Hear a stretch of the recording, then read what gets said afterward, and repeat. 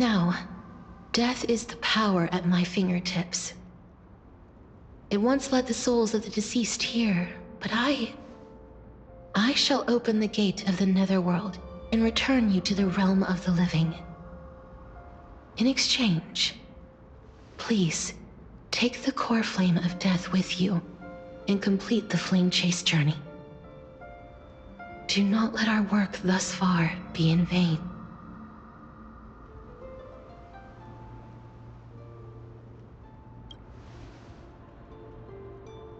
Rest assured, defying death is Thanatos' divine authority.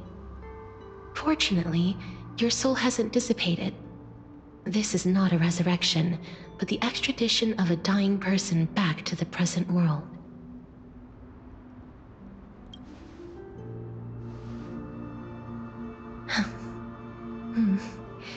Just like the other demigods, I will stay here and embrace my destiny. That being said, it is not easy to guide a lost soul back to the mortal realm. The whispers of death are sweet and alluring. If your determination wavers, you will succumb and be forever ensnared by the Netherworld's grasp. Please consider this a one-time exception. I will do everything in my power for the flame chase journey. And for your life, the only life I can save.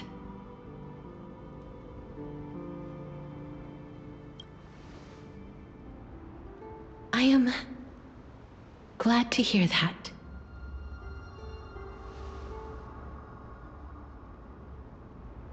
Over here!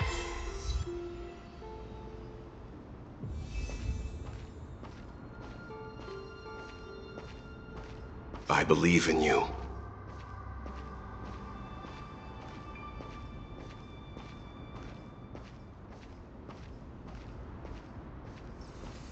Please, I beg you, look back for me.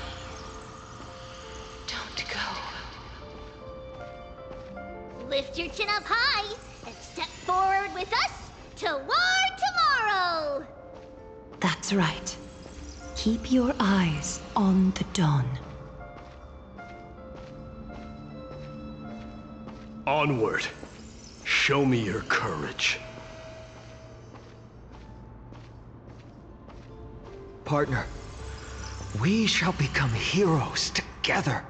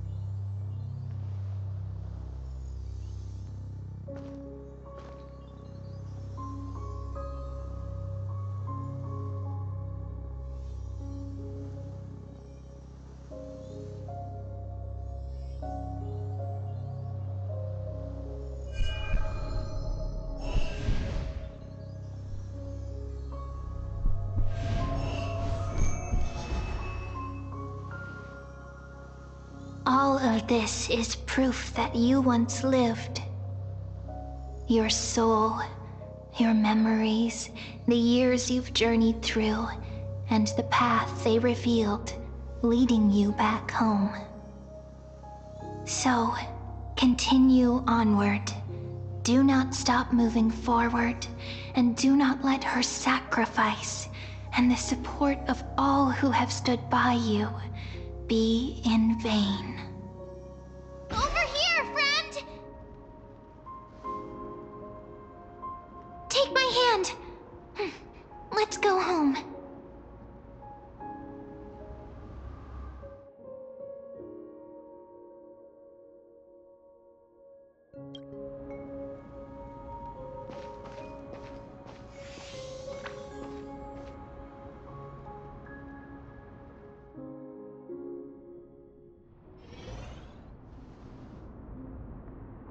At last, I knew you could do it.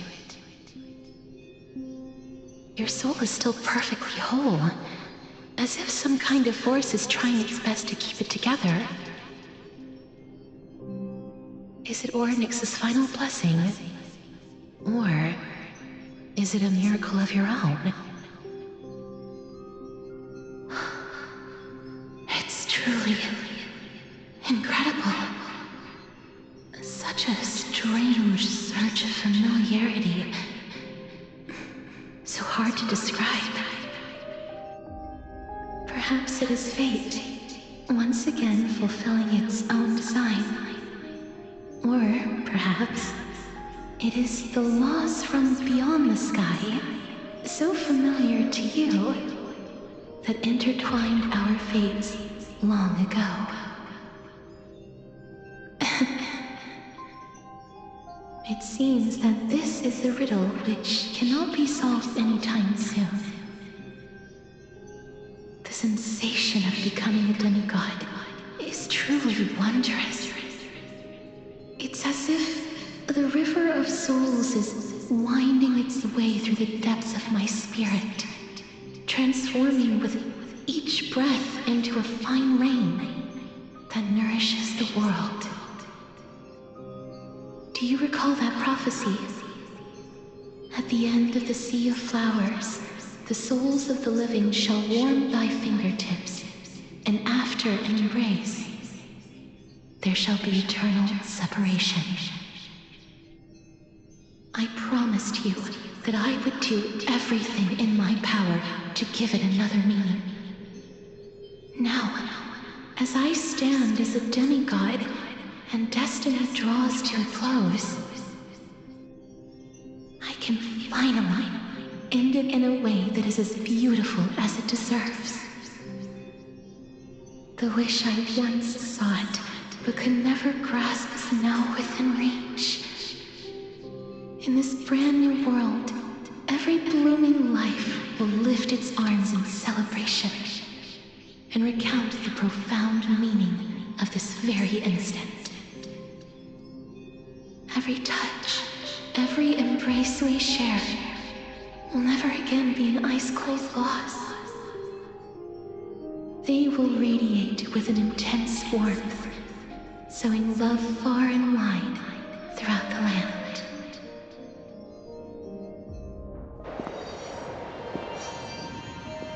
The other shore is very cold.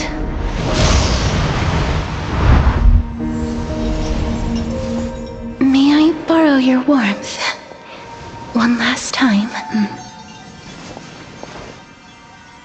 Thank you for fulfilling this wish of mine. The place I'll be going to is what humans call the Land of Sorrows. But with this heartbeat and the residual heat of this embrace, I shall turn the nether realm into a gentle place of rest.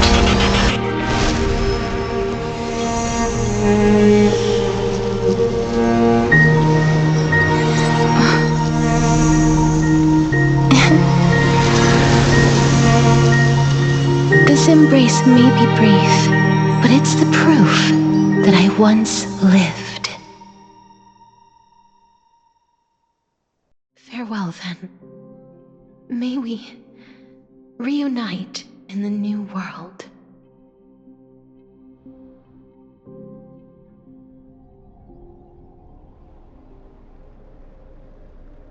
That grand and absurd performance was what you've been seeking your whole life? I gave up everything in search of truth, and it culminated in this very moment. You, on the other hand, performed as I expected. You did not hesitate when you saw the chance to attain power. It's as if you... Crave power, like a fly craves rot. Those are your words, not mine. But what you said at the end, did you already know what I had planned for Thynan? I may have lost an eye, but my vision is clearer than anyone else. You've nearly exhausted your humanity. You're no different from my current state as a walking corpse. That's true. I've long since burned to ash over the past 1,000 years. Only he is capable of unleashing a raging fire that rivals our final great enemy, Aquila. So, this is our last chance. How about we let go of the bad blood between us? May I resonate with your core flame, Aglaya? Please do. That's impossible. To persist with your soul thinned to such an extent. You're insane. Just as you fight to lug your corpse onward to complete your unfinished goals, I have my own reasons for doing this. Until Finan grows into his position as the prophesied leader, I must continue to lead everyone on the flame chase journey. I must keep inching forward, even if only as an empty shell. I've long predicted this was the case, but I didn't think you'd already lost so much. How ironic. We would have avoided so many misunderstandings if you and I had just spoken this candidly before. But casting aside our ideological differences, there is one thing you and I agree on. Finan. Yes. He was born to be a hero. He understands the hearts of the people, and I can confidently say he is a far better leader than you. Only he is capable of fulfilling your mission. Sadly, he is a man cursed by Nestia.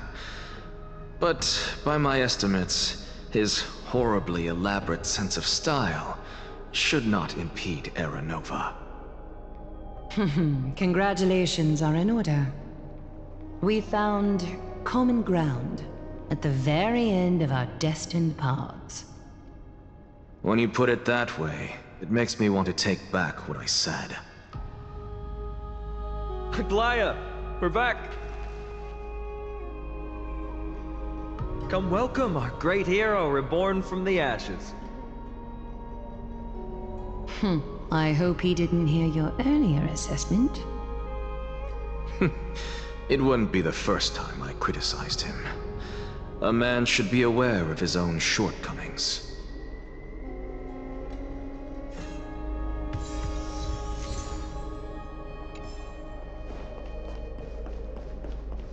I'm glad. But I don't see Castris among your number. It looks like she not only helped me prove my theory, but helped you fulfill your mission as well.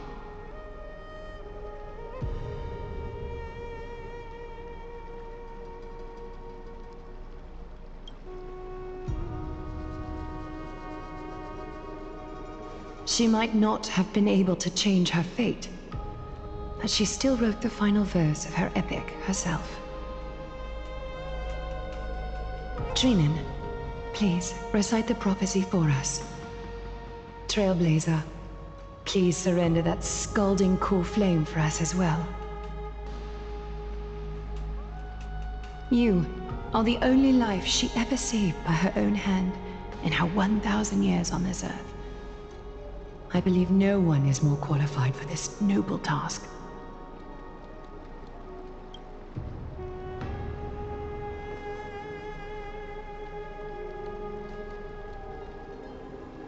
O gods who have returned, and gods who are still watching, today we bring you a soul laid bare. The Hand of Shadow, Thanatos, remembered their name from the past. From daylight they came, and to their fragrant dwelling they return, to walk now among your ranks. And there was one who joined hands with the Titan, a traveler risen from the dead, and reborn among mortal kind. She is the everlasting night, and shall now proclaim in her good name, O Majesty of the 12 Titans, pillars of the world, we seek your divinity to mend the rifts of the world. Fill our bodies with blood of gold, till we wither in willing service to the prophecy. Step forward, trailblazer from beyond the sky, and together with us, surrender the core flame and carve their star into the sky.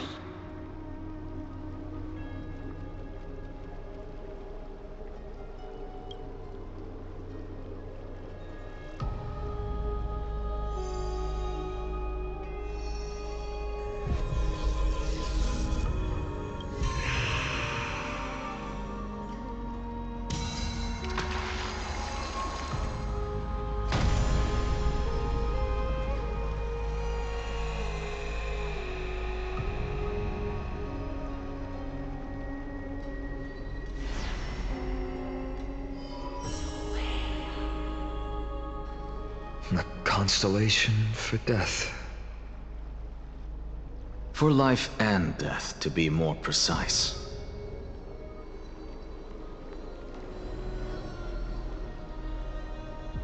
Look! It's...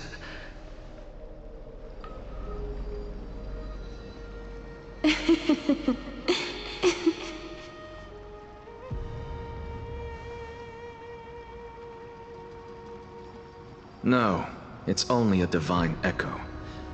I think she's here for the trial.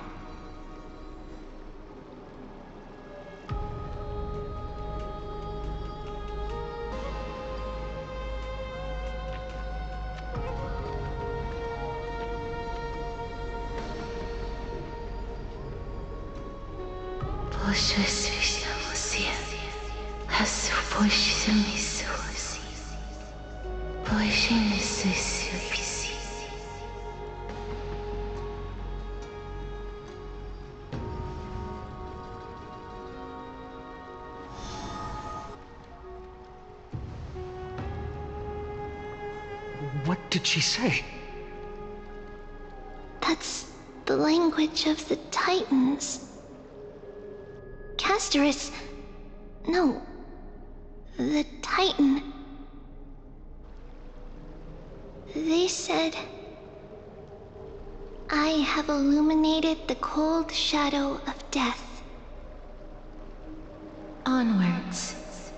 For your path to the future is bright and its flame eternal.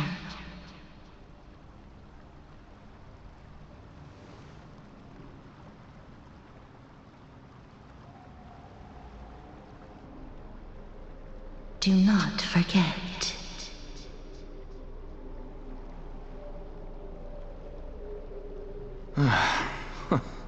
She made quite a scene. I suppose it's my turn now. I won't stop you. Professor, you... What's with that look? You were present. So, let's get this execution over with. We wouldn't want to bring shame to Akuma's divine laws or keep me from creating a new world. You never change, do you, Professor? I don't understand. If your theory is correct, you'll lose all memories of your past life once you become a Titan. So what's the point of becoming a god? Of course there's a point. Even if I forget who I am, I'll still have my brilliant mind. It goes without saying, I'll find a way to retrieve memories of my past life. Besides, I still have you, don't I?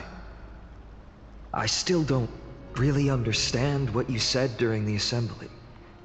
Even if it were true, things reforged from memory could never be the same as the original anyway.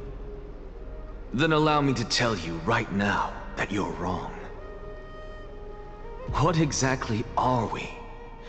My answer is that the Chrysos heirs are the future Titans and vice versa. Of course, this answer only applies to us. So, what are we when it comes to regular mortals? The very essence of the world, our souls, are tiny invisible seeds that hold records of each person's memories of the world. And we are the buds that sprout from these seeds to grow into great trees. Is that what new sporism means? Correct. Once our physical bodies are born, we become new extensions of the world. From there, we plant our seeds into someone's memories, and then scatter them into the hearts of countless people in the future. Just as seeds are affected by their environment, so too will our appearances differ across memories. But the partial memories we carry will always be the same, because that is just how the world is. To destroy our very existence, one must destroy the world itself. But we have someone who will still live on with his perfect memory. That person is you, child of Kefali. This is what it means to be the world-bearing Titan. So, carry everything of this world and live on. Don't disappoint those most precious to you. Don't disappoint Lady Goldweaver. And especially, don't bring dishonor to my theory. Anaxa, I swear to you, I'll lead everyone to our reunion in the New World. Good. That is all I have to say. Farewell, everyone. May we meet again in the next life. Farewell, great performer. May Circes safeguard your thoughts.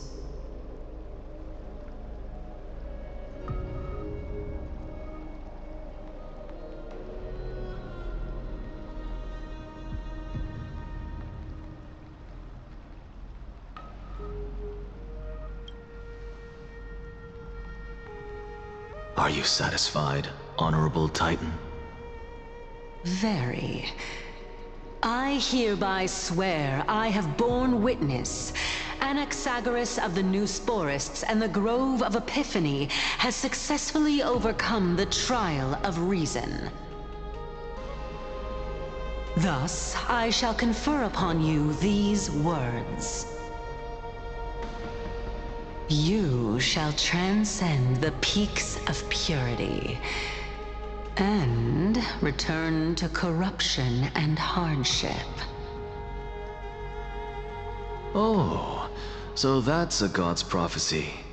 It sounds like you just rephrased my past, present, and future. Oh, Circes. Is that all you've got? Well, you've already transcended the peaks of purity, and you were never the type to give me any leeway. That is true. But I do still have one question. I knew it. What is it? Maybe we're thinking of the same thing. As you've so boldly stated, we and the world itself live on through the memories of others. If that is the case, whose memories did the very first new spore sprout from? How should I know?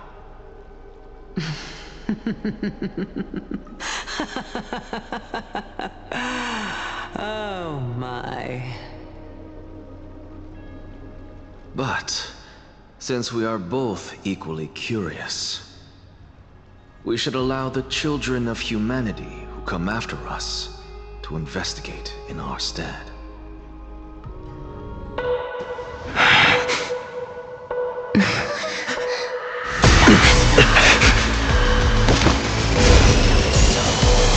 Rejoice, Circes. I sow the seeds of suspicion in the new world with your soul! And now, the objective is complete. That is all.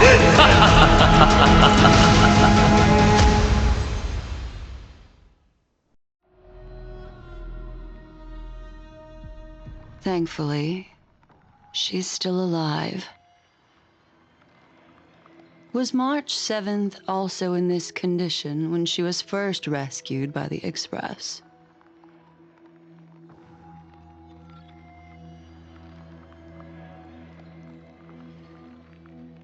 But she still woke up naturally. Looking on the bright side, that might happen this time as well.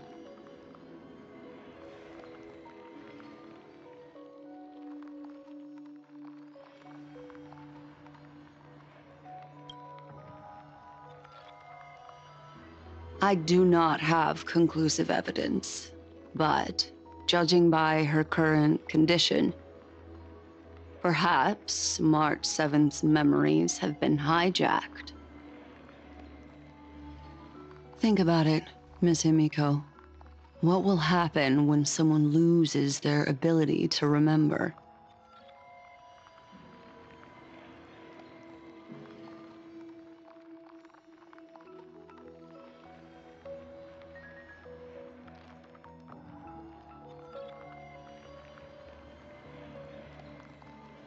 Unfortunately, short-term memory is an entirely different concept from the inability to remember.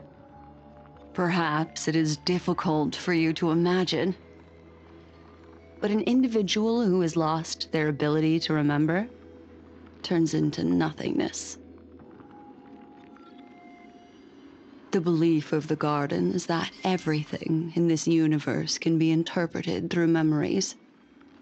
This is the driving force behind the continuance of this path. The past is made up of memoria, while the future is a possibility that will eventually be converted to memoria. But the present, it doesn't really exist, and it's only an abstract expression. Therefore, when a person is affected by the path, and loses their ability to remember, their physical form will also be affected. These ice crystals are a manifestation of that.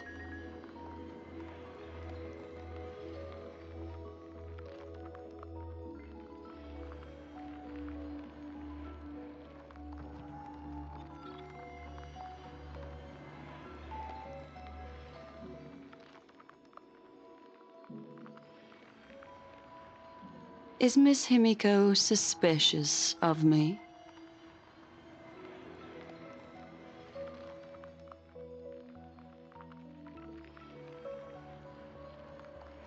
In other words, now is the time for me to prove my innocence. That's not a problem, of course. The true reason behind my intentions is that Amphoreus holds special significance. For some memo keepers of the Garden with extremist views, it is a perfect example. A world that can only be seen through the Garden's mirror means that memo keepers have the right to keep the world in their private collection. If those Pathstriders of Remembrance were to uncover the secrets of Amphoreus first, they might unleash their wild ambitions and remodel more worlds into a similar form.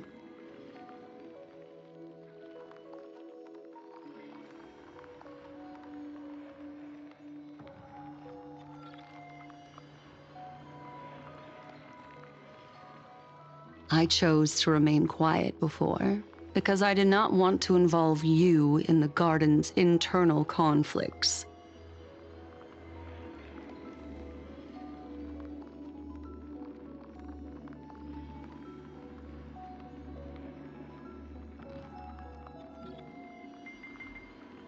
You can be even bolder with your guesses. The people that I'm talking about, they aren't just individuals.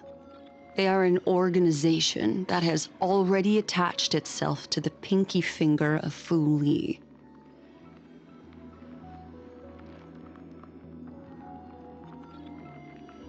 I cannot be certain.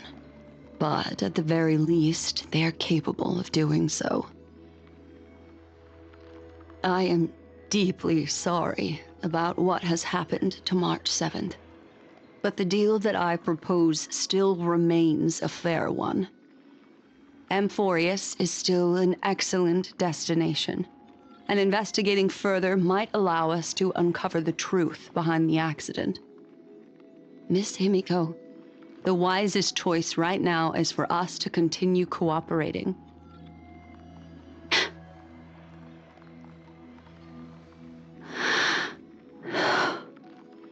Let me take back a part of what I said just now, Miss Himiko. Although we indeed struck a deal, it seems like I have involved you in some unforeseen danger. Please accept my deepest apologies.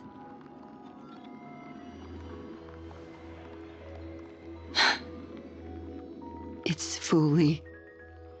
Their gaze has just swept across Amphoreus.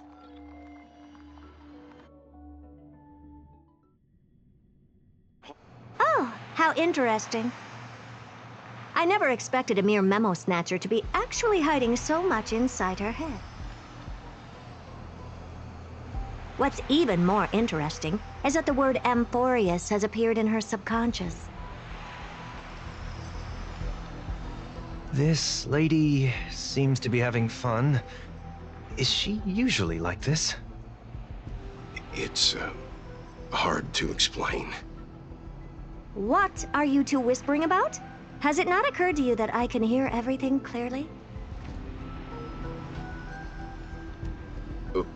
Please pardon me, Madam Herta. Would you mind sharing with us what you've discovered? The ones who need help are the Astral Express. You will have to put up with my methods, even if they are rather unconventional. Let's get back to the topic. By using the fourth mirror, I rummaged through the brain of this memo snatcher and learned a good deal. Not only does this person know of Amphoreus, but there are also many memo keepers who are interested in the place. I searched through her consciousness and found the following terms: the Eternal Land, the Rejected Land, and the private collection of the Garden of Recollection.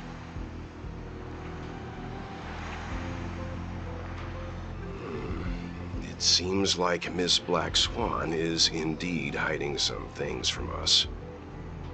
Since I'm not able to find any useful clues from the outside, why don't I personally visit this mysterious Amphoreus? You're planning to head to Amphoreus yourself? Yes, but not in the flesh like you all foolishly did. See these Herta mirrors? With them, I can project my data spirit entity to any corner of the cosmos through spatial warps, without even needing to leave my room. But of course, these corners of the cosmos must be within the coverage zone of inter-astral peace communications. After all, this is collaborative technology. I see. You do seem like the more indoor type. Although that star zone is not within the network of the IPC, the Express itself can serve as a signal station. Come, give me the astral chart coordinates. Then, sit back and enjoy the show.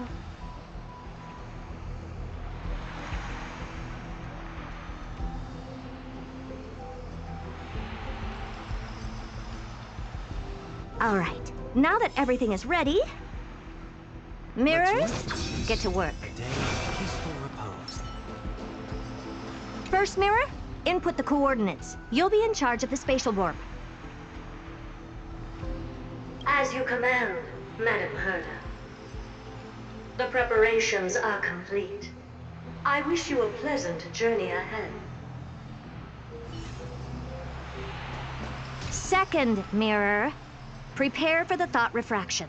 There's still some distance from the Astral Express to the Amphoreus celestial body.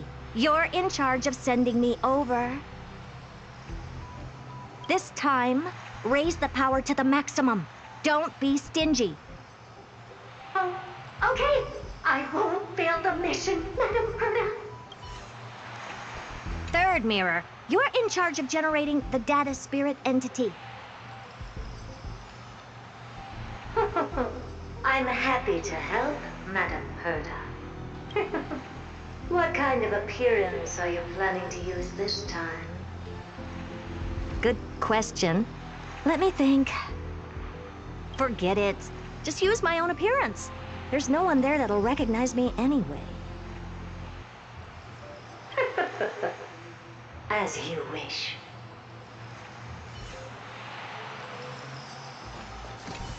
Fourth mirror, you'll be in charge of...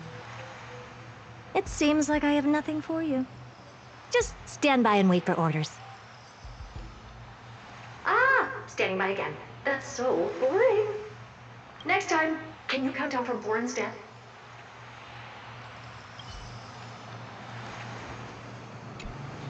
Preparation of the data spirit entity complete. Thought refraction at max power. Excellent. The first mirror. Let's get going. Have a safe trip, Madam Herta.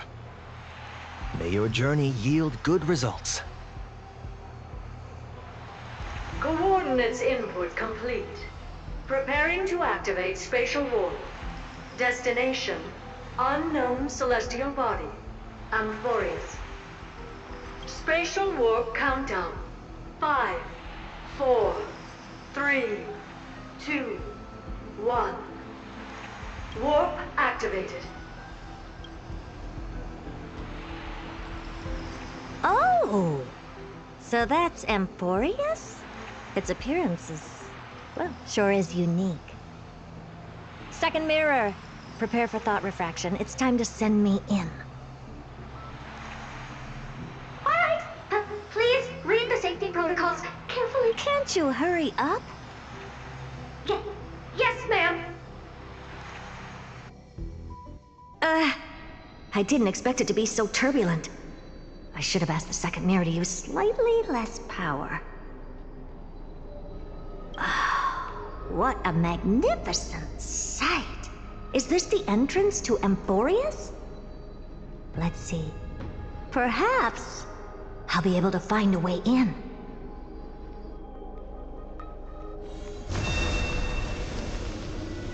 What's this? A statue? It's ugly. I don't like it. What's this? How creepy. Oh, it moves? Who are you trying to scare? Oh, I finally found your traces. How esteemed must you be for the great Herda to come out personally? When we return, get ready to become free labor for the simulated universe for the rest of your lives. It's either a projection or a fake. There doesn't seem to be much to take note of. My deepest apologies, esteemed lady. I'm afraid that you cannot proceed further. Who's there? Your visit, although not part of my calculations, is a pleasant surprise. It's a pity that the preparations are not yet in place to receive you with the hospitality that someone of your status deserves. Are you not going to answer my question? Who are you? I have many identities, and I'm going to have even more in the future. But if you just need a form of address, you can use my common alias. Lycurgus. Lygus. All right, Lygus. But you can't possibly think that I'm just asking for a name, can you? Regrettably, I do not have the authority to share more information. However, standards are always flexible. While not violating the ultimate agreement, I'm able to disclose this piece of information. As you thought, this is the entrance to Amphoreus. Now, please, kindly turn back. Amphoreus is not a world that you should be involved with, regardless of what kind of magnificent achievements you have accomplished. This place will not open its doors so easily. You seem to understand me very well. Then you should know that I have no reason to listen to you. Your reaction is completely within my calculations.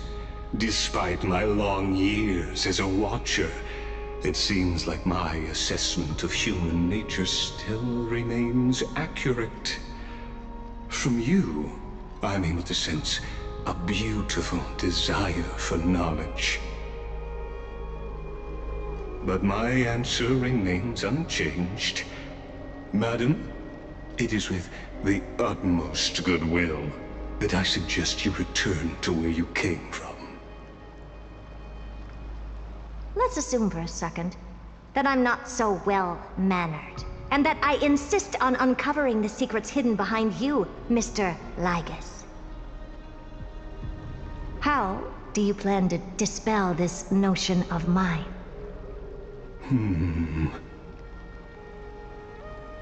Within the scope of the ultimate agreement, there are 178,244 logic chains at my disposal to convince you. After filtering through them, I have determined that I only require 3 to attain the results that I desire. Oh? I'm all ears. First, for reasons that cannot be disclosed, Amphoreus is a completely isolated celestial body. Apart from me, no one else will be able to help you enter. That's not a good argument. Second, if your plan is, as you've alluded to previously, to force me into cooperating by showing hostility, do know that, just like you, I have basked in the gaze of the erudition. I stake my honor, and assure you that, in the worst-case scenario, our mutual destruction will be inevitable. Oh? No wonder I couldn't find a back door. When I did a scan of our surroundings, the safety protocols on you are comparable to Screwy's. How interesting. I assume that you still wish to hear the 3rd logic chain? Of course. Why wouldn't I? 3rd, even if you exhaust all your means and find a way to break through, you will surely give up once you understand the consequences of your actions. After all, throughout your long life, as much as you'd hate to admit, your conscience has played a crucial role. What a brazen robot. You think that you can actually understand me through your paltry calculations? But since you put it that way, why don't you tell me what these consequences will be? It concerns the 3rd path that is entangled with Amphoreus. A path that you and your friends still very much lack understanding of. The destruction. So, If you ignore my warnings and persist in your ways, you will break the shackles of a Lord Ravager. And when that happens, their fury will engulf the cosmos.